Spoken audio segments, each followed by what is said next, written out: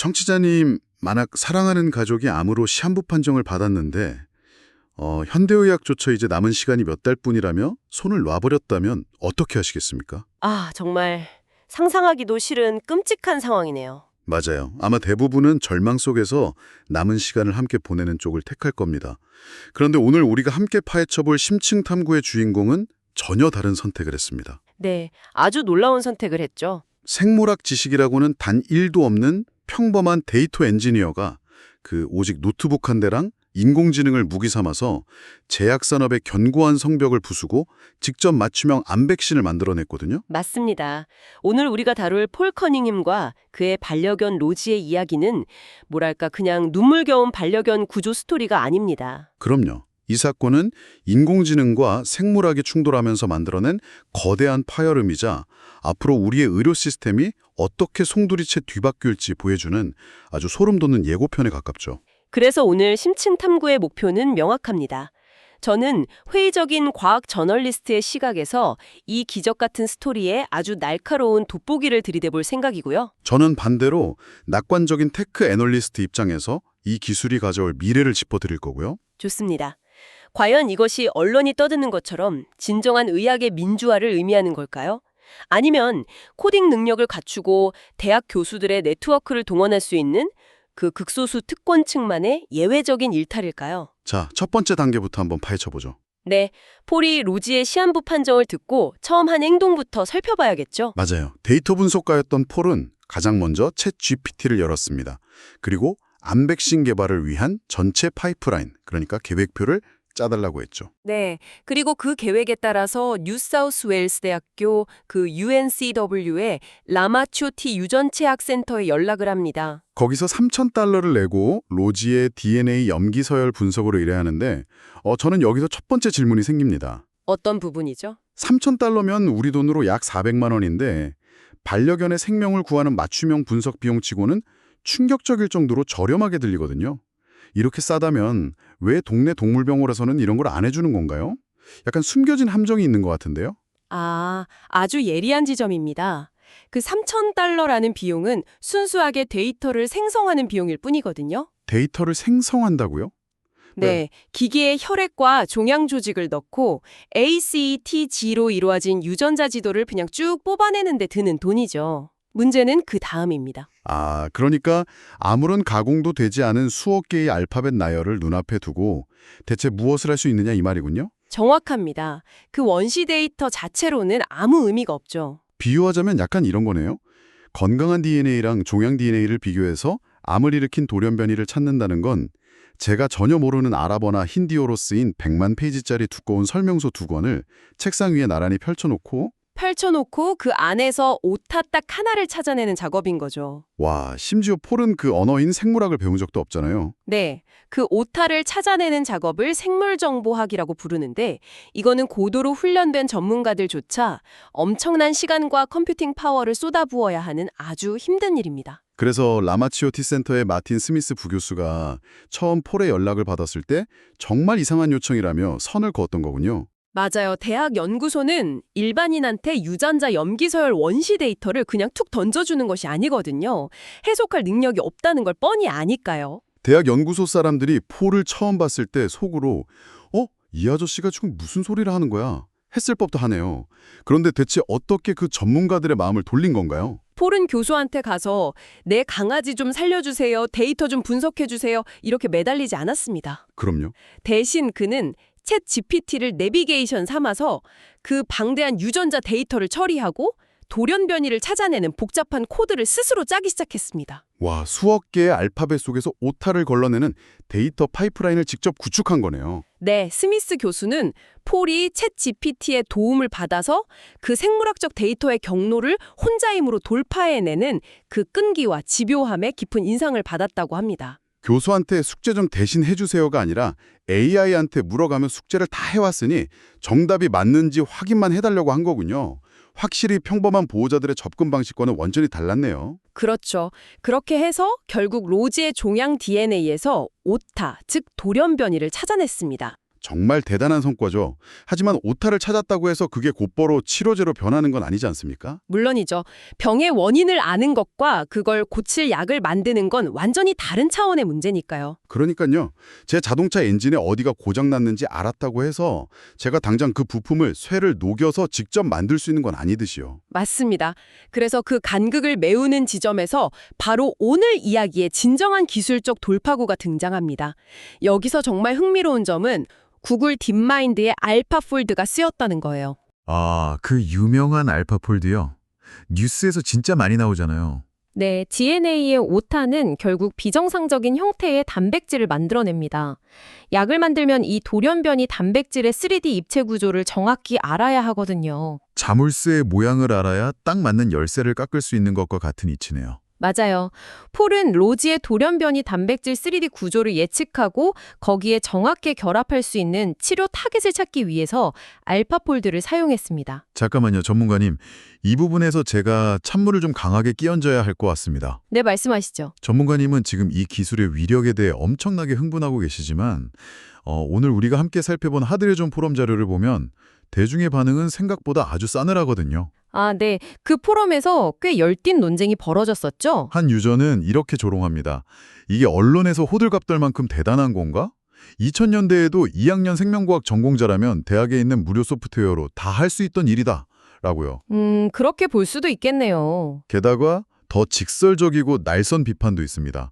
가만 보자. 이 이야기의 주인공이 테크브로, 그러니까 IT 업계 종사자네, 라면서요. 아, 의도를 의심하는 거군요. 네, mRNA 백신은 여전히 논란이 많은데 이거 단순히 mRNA 관련 주식 가격을 띄우려는 고도의 마케팅 작전 아니냐는 거죠. 청취자분들을 위해 우리는 이 회의적인 시각도 공정하게 다뤄야 합니다. 과연 이 기술, 정말 의료계의 판도를 바꿀 혁명입니까? 아니면 그저 과대포장된 테크업계 언론 플레이입니까? 포럼 유저들이 제기한 비판도 일정 부분 사실에 기반하고 있긴 합니다. 과거에도 단백질 구조를 예측하려는 시도와 무료 소프트웨어들이 분명히 존재했으니까요. 거봐요. 제 말이 맞잖아요. 하지만 그들이 완전히 놓치고 있는 핵심이 있습니다. 바로 정확도와 시간의 압축입니다. 시간의 압축이요? 네, 과거에 단백질 하나의 3D 구조를 밝혀내려면 엑스레이 결정학 같은 방식을 써서 대학원생들이 몇 달, 길게는 몇 년을 매달려야 했습니다. 약을 찾는 과정도 수백만 개의 무작위 화합물을 일일이 테스트해보는 무작위 스크리닝 방식이었죠. 그야말로 건초더미에서 바늘 찾기였네요. 그렇죠. 과거의 방식이 무식할 정도로 시간과 노동력이 많이 드는 작업이었다면 지금은 아예 패러다임이 바뀌었다는 겁니다. 얼마나 바뀌었는데요? 2024년에 노벨 화학상을 받은 알파폴드2는 2억 개의 단백질 구조를 예측했습니다. 그리고 최근에 알파폴드3는 단백질 구조뿐만 아니라 약물 분자가 그 타겟에 어떻게 결합하는지를 기존 도구보다 50%나 높은 정확도로 그것도 단 몇 시간 만에 예측해냅니다. 와, 몇 달 걸리던 걸 몇 시간 만에요? 네, 과거의 방식이 자물쇠에 무작위로 열쇠를 막 쑤셔 넣어 보는 것이었다면 이제는 AI가 자물쇠의 내부 구조를 완벽히 파악하고 딱 맞는 열쇠를 직접 그려내는 합리적 설계의 시대로 진입한 겁니다. 아, 대학생이 몇 달간 밤새우며 불확실한 퍼즐을 맞추던 과거의 도구와 현재의 알파폴드가 보여주는 시스템적 파괴력은 아예 체급이 다르다는 말씀이군요. 비교할 수조차 없죠. 실제로 1111이나 노바티스 같은 거대 제약사들이 딥마인드의 자회사인 아이소모핑 랩스와 수십억 달러의 파트너십을 맺은 것만 봐도 알 수 있습니다. 알겠습니다. 단순한 주식 띄우기 마케팅이 아니라 화학과 약학의 패러다임 자체가 발견해서 설계로 넘어갔다는 점은 인정하죠. 네, 기술적 도약은 정말 확실합니다. 자, 그렇게 해서 폴은 알파폴드의 도움으로 로지의 암세포에 딱 들어맞는 완벽한 타겟팅과 기존의 면역 항암제 성분을 찾아냈습니다. 이제 약을 사서 주사만 놓으면 해피엔딩이어야 할 텐데 여기서 아주 견고하고 냉혹한 현실의 벽과 정면으로 충돌하게 되잖아요. 네, 아주 뼈아픈 순간이죠. 폴은 자신이 찾아낸 약물을 생산하는 제약회사에 연락을 취했습니다. 로지의 생명이 위태로우니 동정적 사용을 목적으로 약을 조금만 제공해 줄 수 없겠냐고 요청한 거죠. 맞아요. 동정적 사용이란 생명이 위급한 환자에게 아직 승인되지 않았거나 시판 전인 신약을 인도적 차원에서 투여할 수 있게 해주는 제도거든요. 그런데 제약회사의 대답은 아주 차가운 거절이었습니다. 폴의 표현을 그대로 빌리자면 순식간에 몸에서 바람이 훅 빠져나가는 기분이었다고 했죠. 거대한 자본과 기존 의료 시스템이라는 넘을 수 없는 벽을 뼈저리게 체감한 순간이었을 겁니다. 솔직히 제약회사 입장도 이해는 갑니다. 아무리 동정심이 일어도 수많은 규제와 책임 문제가 얽혀있는 약물을 개인의 반려견에게 선뜻 내어주기는 쉽지 않았을 테니까요. 그렇죠. 하지만 바로 이 절망의 순간에 아까 그 마틴 스미스 교수가 기발한 우회로를 제안합니다. 제약회사가 약을 안 준다고? 그럼 우리가 아예 방약을 틀어서 mRNA 백신으로 직접 만들어보는 건 어떨까라고요. 와, 이 상황을 한번 정리해보죠. AI가 잠겨있는 문을 열쇠의 모양을 정확히 찾아냈어요. 그런데 그 열쇠를 독점하고 있는 열쇠공, 즉 제약회사가 당신에게는 이 열쇠를 팔지 않겠다고 문전박대를 한 겁니다. 네, 아주 정확한 비유네요. 그러자 폴과 연구진은 좌절하고 포기하는 대신 AI를 이용해 아예 그 열쇠를 3D 프린터로 내 방에서 직접 찍어내는 법을 알아낸 셈입니다. 그 3D 프린터 기술이 바로 mRNA라는 거고요. 맞아요. 그 비유를 조금 더 밀고 나가보죠. mRNA, 즉 메신저 리보 헥사는 그 자체로 화학적인 약물이 아닙니다. 약물이 아니라고요? 그럼 뭔가요? 우리 몸의 해포들에게 자, 지금부터 이러이러한 모양의 단백질을 직접 생산해라 라고 지시하는 일종의 설계도이자 소프트웨어 코드에 가깝습니다. 아, 우리 몸을 공장으로 쓰는 거군요. 네, 폴은 알파폴드를 통해 알아낸 단백질의 3D 입체 모양을 UCAG라는 4가지 염기서열 문자로 번역했습니다. 물리적인 입체 구조를 화학적 텍스트로 치환한 거죠. 세상에. 그렇게 그가 압축해서 만든 데이터가 겨우 반 페이지 분량의 공식이었다면서요? 맞습니다. 물리적인 형태를 텍스트 코드로 바꿨다는 게 정말 경이로운 부분이죠. 그 반 페이지짜리 코드를 받아서 실제로 약을 만들어준 사람은 누구였나요? 폴은 그 공식을 UNSW RNA 연구소의 팔 소다슨 교수에게 보냈습니다. 소다슨 교수는 이 공식을 바탕으로 개를 위한 최초의 맞춤형 나노입자, 즉 폴의 코드가 담긴 맞춤형 mRNA 백신을 물리적으로 합성해내는 데 성공합니다. 진짜 놀랍네요. 컴퓨터 공학자가 반 페이지짜리 코드를 짜서 이메일로 띡 보내니 생물학자가 그걸 생물학적 3D 프린터에 넣고 액체로 된 약을 똑딱 출력해낸 거잖아요? 완벽한 협업의 결과물이죠. 자, 이제 진짜로 약이 손에 들어왔습니다. 그럼 당장 주사기를 들고 병든 로지에게 뛰어가서 투여하면 될까요? 아니요, 아직 가장 크고 무거운 괴물이 남아 있습니다. 바로 관료주의라는 장벽이죠. 하하, 관료주의. 맞아요. 폴이 회고하기를 유전자를 분석하고 약을 설계하는 과정보다 이놈의 서류 작업과 행정 절차를 통과하는 게 훨씬 더 피말리고 고통스러웠다고 했거든요. 약물을 실제 동물에게 투여하기 위해서는 엄격한 윤리위원회의 승인이 필요했습니다. 청취자님, 그 과정이 얼마나 험난했는지 상상해 보십시오. 폴은 퇴근 후 매일 밤 2시간씩 무려 3개월 동안 100페이지에 달하는 윤리승인 요청 문서를 작성해야 했습니다. 정말 엄청난 인내심이죠. AI가 생물학의 난제를 풀고 단백질 구조를 예측하는 데는 단 몇 시간이면 충분했는데 인간들이 만들어 놓은 시스템을 통과하기 위한 서류 작업에는 3달이 걸린 겁니다. 여기서 우리는 엄청난 속도의 불균형을 목격하게 되는 거네요. 그러니까요.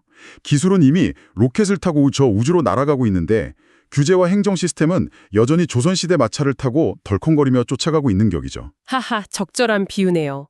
하지만 물론 우리가 잊지 말아야 할 것은 그러한 규제와 윤리 시스템이 최소한의 안전을 담보하기 위해 존재한다는 사실입니다. 아무리 절박해도 검증되지 않은 약물을 마구잡이로 투여할 수는 없으니까요. 그것도 맞는 말입니다. 그래서 폴은 이 꽉 막힌 상황을 어떻게 뚫었나요? 다행히 국경을 넘는 전문가들의 연대를 통해 돌파구를 찾습니다.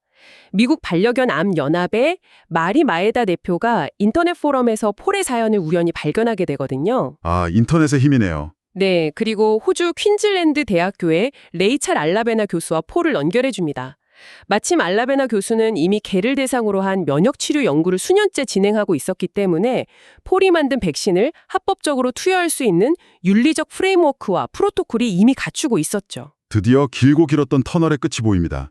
폴은 10시간을 직접 운전해서 퀸즐랜드로 달려갔고 12월에 마침내 첫 주사를 로지에게 맞췄습니다. 네, 역사적인 순간이었죠. 그리고 그 결과는 어땠나요? 기적이라는 단어 외에는 설명할 길이 없습니다.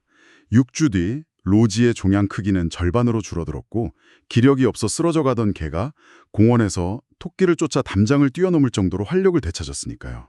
의학적으로도 기술적으로도 엄청난 이정표입니다. 이 시점에서 우리는 이 이야기가 던지는 진정한 의미를 짚어봐야 하는데요. 어떤 의미죠? 전통적인 제약 산업에서 하나의 신약을 발견하고 시장에 내놓기까지는 평균 15년의 긴 세월과 10억 달러, 우리 돈으로 1조 3천억 원이 넘는 천문학적인 비용이 필요했습니다. 어마어마한 돈과 시간이죠. 그런데 폴은 어떤가요? 종양 염기 서열 분석부터 타겟 단백질 예측, mRNA 코딩, 그리고 맞춤형 백신 설계까지 노트북 한 대와 3,000달러로 단 한 사람이 해냈습니다.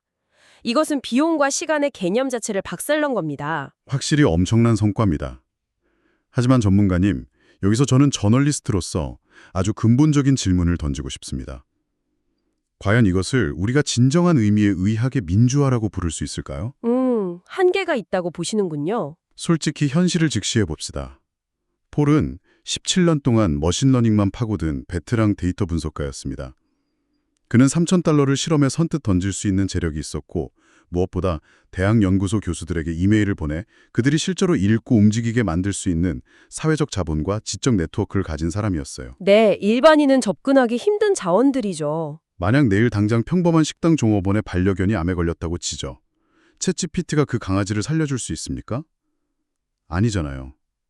이건 결국 코딩할 줄 아는 엘리트들을 위한 새로운 형태의 특권층이 탄생한 것 아닐까요? 그 회의적인 시각 충분히 이해합니다. 아까 포럼 유저들이 제기했던 결국 기술을 가진 자들만의 파티 아니냐는 비판과 정확히 맞닿아 있죠.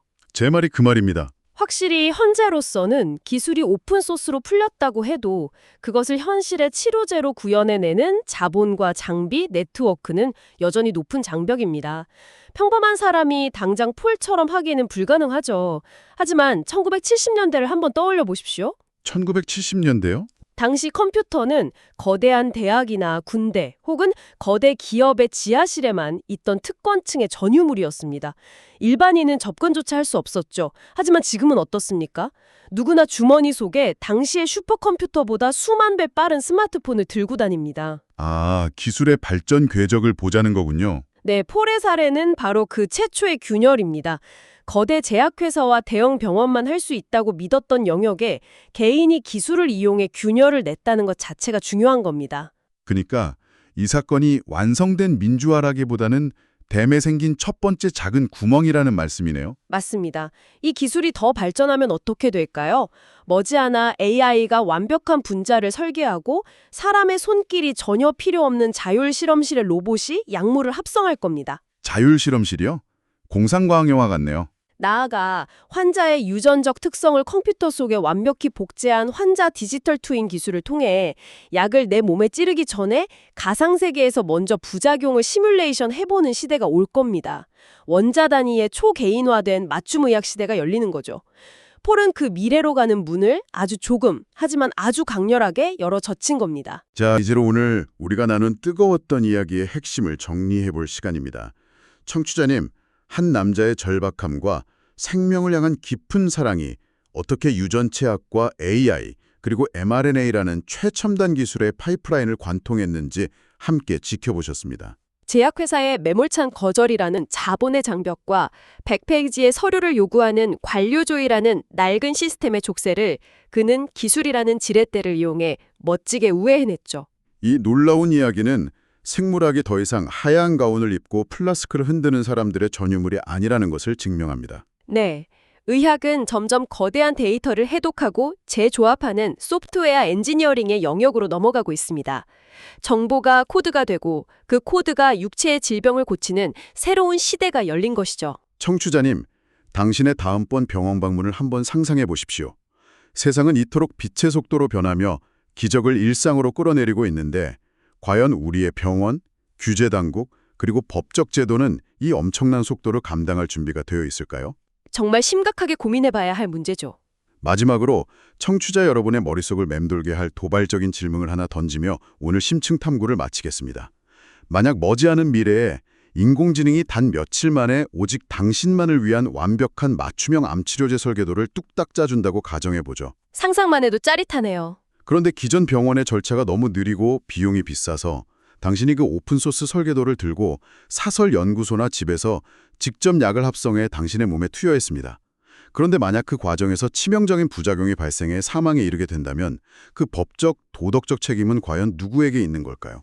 정말 어려운 문제네요. 코드를 완벽하게 짜준 AI의 잘못일까요? 처음부터 약의 제공을 거절했던 거대 제약회사일까요?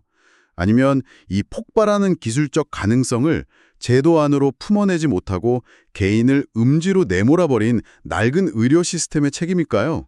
어느 하나 쉽게 대답할 수 없는 질문입니다. 정답이 없는 이 묵직한 질문을 여러분의 생각의 캔버스에 남겨두겠습니다. 오늘 이 흥미진진한 탐구에 함께해 주셔서 감사합니다. 다음 시간에도 더 깊고 날카로운 통찰로 찾아오겠습니다.